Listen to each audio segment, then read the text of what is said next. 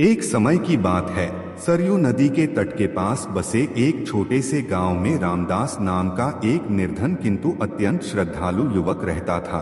उसके पास न धन था, न कोई बड़ा सहारा, बस उसके हृदय में एक ही नाम बसा था, श्री हनुमान। वह प्रतिदिन प्रातः उठकर हनुमान जी की छोटी सी मूर्ति के सामने दीप जलाता और पूरे मन से हनुमान जी का पूजन करता और हनुमान जी से प्रार्थना में कहता, हे पवन पुत्र, आप ही मेरे माता पिता, आप ही मेरे रक्षक हैं। गांव के लोग अक्सर उसकी भक्ति का मजाक उड़ाते। कोई कहता सिर्फ नाम जपने से क्या होता है, तो कोई हंसकर टाल देता। पर रामदास को इन बातों से कोई फर्क नहीं पड़ता था। वह जानता था कि हनुमान जी अपने सच्चे भक्तों का कभी अपमान नहीं होने देते। एक वर्ष गांव में भयंकर अकाल पड़ा। अन्न के दाम बढ़ गए, काम मिलना बंद हो गया। रामदास कई दिनों तक भूखा रहा, पर उसने हनुमान जी की भक्ति नहीं छोड़ी।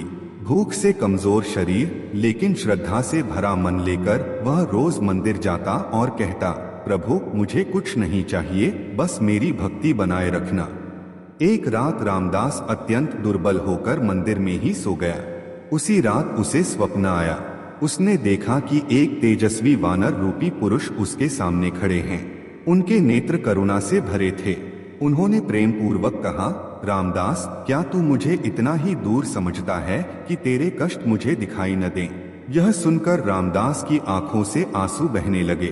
वह बोला, प्रभु मैं तो आपको हर पल अपने पास ही मानता हूँ। हनुमान जी मुस्कुराए और बोले, जहाँ सच्चा प्रेम होता है वहाँ मैं स्वयं उपस्थित रहता हूँ। अगली सुबह गांव में आश्चर्यजनक घटना घटी।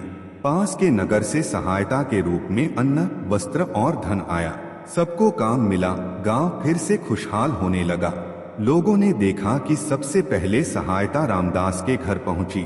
उसकी झोपड़ी अब भी साधारण थी, पर उसके चेहरे पर अद्भुत शांति थी। गांव वालों को तब समझ आया कि हनुमान जी केवल बल और पराक्रम के प्रतीक नहीं हैं, बल्कि करुणा और प्रेम के सागर हैं। वे अपने भक्तों की परीक्षा जरूर लेते हैं, पर उन्हें कभी अकेला नहीं छोड़ते। रामदास आजीवन कहता रहा, हनुमान जी का प्रेम शब्दों में नहीं बांधा जा सकता। वे पुकार से पहले पहुंचते हैं और बिना मांगे सब कुछ दे जाते हैं। यही है हनुमान जी का अपने भक्तों के प्रति अनंत, निष्काम और करुणामय प्रेम।